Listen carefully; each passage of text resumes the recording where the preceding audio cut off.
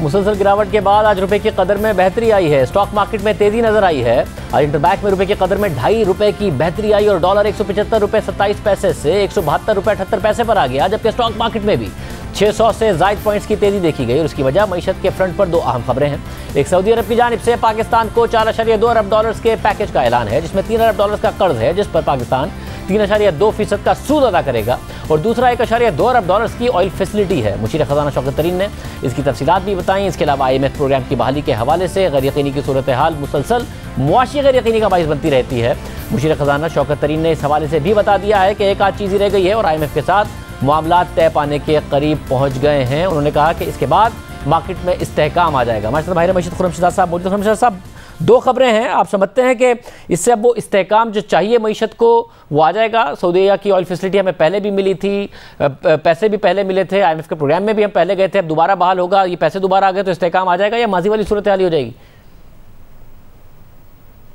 देखिए शाहजेब, इसमें दो एस्पेक्ट्स हैं। एक तो ये कि ये शॉर्ट टर्म डेवलपमेंट है, अच्छी डेवलपमेंट है। $3 बिलियन जो है वो डिपॉजिट करवाना सऊदी अरब की तरफ से, और साथ में ऑयल फैसिलिटी देना $1.2 बिलियन की पूरे साल की। ऑल्दो हमारा जो बिल है, ऑयल बिल, वो तकरीबन कोई $18 अरब टच करेगा इस साल का, जो इस वक्त पेस चल रही है। क्योंकि अभी का अगर आप इंपोर्ट बिल देखें ऑयल का, वो हमारा तकरीबन कोई $4-4.5 बिलियन पे पहुंचा है पहले क्वार्टर का, और उसमें ऑयल में 97% जो है वो इंक्रीज़ है पिछले साल के मुकाबले में। ये मैं वैल्यू वाइज बात कर रहा हूँ, क्योंकि लास्ट ईयर जो है वो एक एक्स्ट्राऑर्डिनरी ईयर था, उसमें ऑयल गिर गया था, और वॉल्यूम में भी 10% का जो है इंक्रीज़ है। यानी कि हम इस्तेमाल भी ऑयल ज़्यादा कर रहे हैं, इंपोर्ट में वैल्यू में भी इजाफा है, तो डिमांड और प्राइस दोनों इंक्रीज़ हुई हैं। इसलिए हमारा जो बिल है ऑयल का, वो तकरीबन $18 बिलियन इस साल का आ सकता है, एनर्जी का बिल, जो लास्ट ईयर $10 बिलियन था, लेकिन 2019 में $14 बिलियन था, तो ये दोनों साल से काफ़ी ज़्यादा होगा। इस हिसाब से अगर आप देखें कि ऑयल फैसिलिटी कितना कंट्रीब्यूट कर सकती है,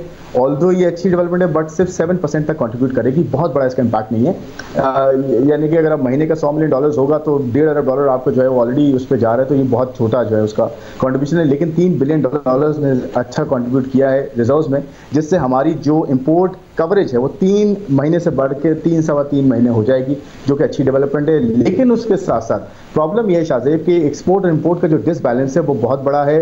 हम $1 एक्सपोर्ट करते हैं तो तकरीबन $2.5 इंपोर्ट कर रहे हैं, तो ये जो डिफरेंशियल है ना, इसको हमने सेटल करना है, एक्सपोर्ट को इंप्रूव करना है समहाउ, ताकि हमारी जो यहाँ से ट्रेड डेफिसिट है ये कम हो और डॉलर का एक्चुअल आउटफ्लो यहाँ से जो है रुक सके, ताकि हमारी रुपये को मजीद स्टेबिलिटी का जो है वो सामना करना पड़े। और साहब, अगर हुकूमत अब से 4 माह पहले ₹153 पर बजट बनाया था, अब 172 पर आ गया डॉलर, तो आपको लगता है कि कोई भी टारगेट मीट हो पाएगा? इन्फ्लेशन के बारे में कहा जा रहा है डबल डिजिट में जाएगी, इन्फ्लेशन का टारगेट हो, करंट अकाउंट का टारगेट हो, और अगर इनको हुकूमत कर्टेल करने जाती है तो फिर ग्रोथ का जो तकरीबन 5% तक का टारगेट खुद शौकत तरीन साहब ने कहा, ये सब अचीव हो पाएंगे? फिस्कल डेफिसिट का टारगेट भी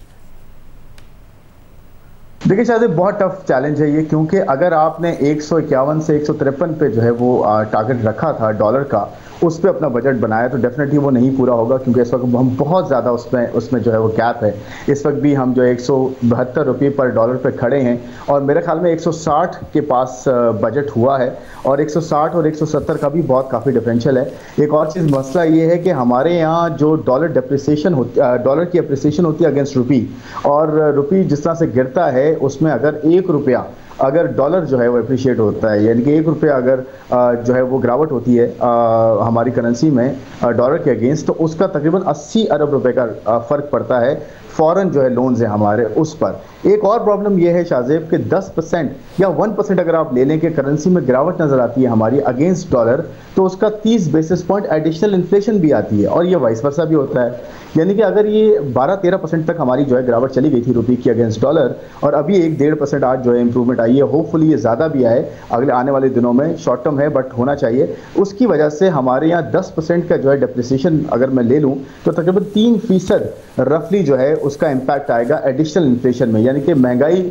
पिछले साल के मुकाबले में अगर 9% है तो 10 से 12% तक जा सकती है, और फूड इन्फ्लेशन डेफिनेटली उस पर 3% आगे अगर आप ऐड करें तो वो डबल डिजिट्स में दोबारा से जो है वो मिड लेवल पे जा सकती है, लेट्स से 14 या 15% पे। तो ये एक बड़ा खतरा है, और इसको हमने हैंडल करना है, क्योंकि इन्फ्लेशन में ट्रांसलेट अगर सब चीज़ें होंगी तो नेचुरली एक आम आदमी को बहुत बड़ा इम्पैक्ट करेगा, और ऑफकोर्स जो हमारे ग्रोथ का टारगेट है वो जेपरडाइज होगा। ग्रोथ इतनी आसानी से नहीं आप अचीव कर सकते जब आपकी कॉस्ट पूरी इकॉनमी में बढ़ जाए।